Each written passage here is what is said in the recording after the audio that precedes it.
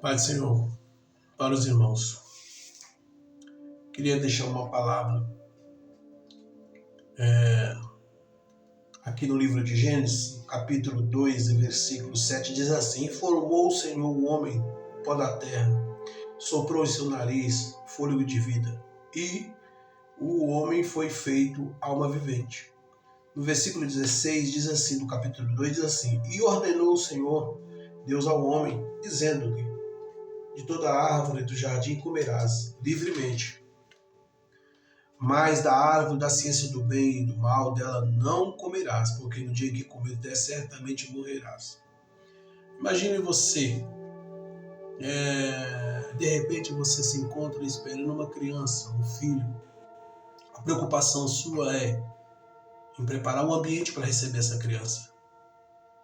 Preparar-se, descobrir o sexo, de acordo com o sexo vai ser acordo de enxoval. Para aqueles que têm condições de deixar essa criança dentro de ter o seu próprio quarto, prepara um quarto de acordo com o sexo da criança, o berço, o guarda-roupa, fralda, leite. A criança vem, a criança nasce, e aí a preocupação de não deixar faltar nada, educar essa criança, ensinar, mostrar o que é certo e o que é errado. E você ensina tudo esses princípios para essa criança cresce, vira um jovem, um adolescente. De repente essa criança para de ouvir os conselhos do pai ou da mãe e começa a ouvir os conselhos do mundo, dos amigos, da escola, dos vizinhos, ou mesmo da mídia. Essa criança começa a trilhar caminhos que o pai não planejou, nem a mãe. E de repente essa criança, esse jovem vai trazer tristeza ao coração da mãe e do pai. O texto que eu li é mais ou menos o que aconteceu. Deus, ele desejou criar um homem. O seu coração no céu, ele projetou. E a Bíblia diz que Deus formou. Criou os céus e a terra, preparou o ambiente para receber o homem, para colocar o homem no mundo. Ele criou os céus e a terra, o mar, as plantas, os animais. E depois de tudo que ele criou, dizendo haja, ao homem, a Bíblia diz que ele formou do pó da terra e soprou o fôlego de vida. O homem foi a criação diferenciada de tudo que Deus criou. E a Bíblia diz que quando Deus termina de criar tudo que ele criou, e viu Deus que era bom. Mas quando ele criou o homem, a Bíblia diz que ele viu e era muito bom. O ato de Deus formar o homem do pó da terra nos mostra o desejo de Deus de querer ter intimidade com o homem. Querer ter proximidade. A Bíblia diz que Deus criou o homem à sua imagem e semelhança, com a capacidade de pensar, com a capacidade de tomar decisões, com a capacidade de relacionamentos, de afeto, de carinho, de amor. Deus criou o homem com essa capacidade. A Bíblia diz que Deus deu um mandamento só. O mandamento era o que está no versículo 17. "Mas de toda árvore da ciência do bem e do mal, mas da árvore da ciência do bem e do mal, dela não comerás, porque o dia que dela comeres, certamente morrerás." Mas a Bíblia diz que de repente apareceu uma serpente e começou a dialogar com Eva. E essa serpente induziu Eva a comer do fruto. A Bíblia diz que ela comeu e depois levou para o seu marido. E depois que ele come, é que se descobrem, os dois percebem nu. E eles começam a se esconder de Deus. Ficaram com medo, nu, procuraram se cobrir com folhas e se esconderam de Deus. Mas a Bíblia diz que quando Deus aparece perguntando: Adão, aonde você está? E aí quando ele se revela: estou aqui, porque ele me escondi porque estava nu. E a Bíblia diz: que foi que me mostrou que você estava nu? Aí ele, por acaso comeu, Deus perguntou, por acaso você comeu da árvore, da ciência do bem e do mal? Ele diz: a mulher que tu me deste. Ele não assume a culpa, ele joga a culpa na mulher e em Deus. A mulher da mesma forma vai lá e não assume a serpente. E a Bíblia diz que Deus sentenciou a mulher com dores de parto, Adão e Eva. Adão deveria trabalhar e do seu suor, do seu trabalho, ele ia sustentar a sua família. Deus não criou o homem para morrer. Deus não criou o homem para sofrer. O desejo de Deus era ter intimidade e relacionamento com o homem.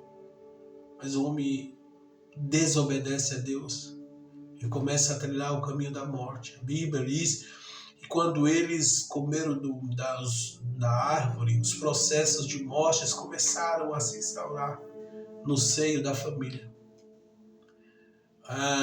Quando Eva é apresentada a Adão, ele até vira um poeta. Esta é osso do meu osso, carne da minha carne. Né? Ele declara isso para ela. Mas quando o pecado entra, ele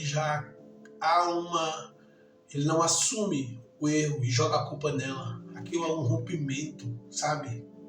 Um rompimento. E isso passa para os filhos. A Bíblia relata que Caim mata seu irmão Abel. Os processos de morte vai se instaurando no seio dos familiares. Morte espiritual, um relacionamento com Deus se rompeu. Há uma ruptura no casal. Há uma ruptura entre os irmãos. Por quê? Porque o homem desobedeceu a Deus, preferiu dar ouvidos à serpente e não ouvir a voz de Deus, não dar crédito à palavra de Deus. Ainda hoje, muitos têm ouvido serpentes, e essas serpentes, às vezes, que nada, servir a Deus, que ser crente, que ler palavra, que Bíblia, que nada. Descartam essa palavra. Como fizeram no Éden, o homem, Adão, descartou a palavra de Deus. Muitos hoje fazem a mesma coisa. Vivem descartando a palavra de Deus, rejeitando a palavra de Deus. Sabe? A Bíblia diz no livro de Provérbios, no capítulo 8, versículo 36, Provérbios 8, 36. Mas o que peca contra mim violenta a própria alma. Todos os que me aborrecem amam a morte. Essa é a palavra de Deus.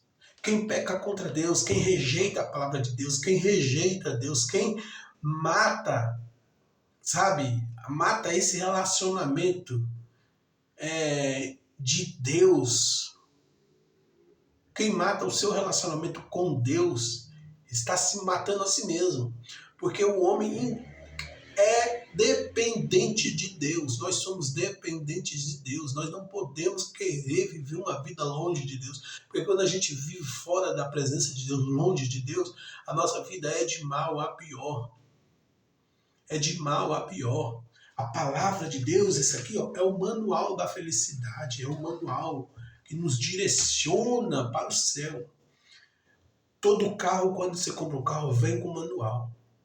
Todo celular vem com manual. Um relógio que você compra, vem com manual. Tudo vem com manual. Se você usar de acordo com aquele manual, a vida útil desse aparelho que você compra, ou carro, é duradoura. Mas se você não obedece às instruções, se desgasta logo. A mesma coisa é a palavra de Deus. Isso aqui é o manual da felicidade.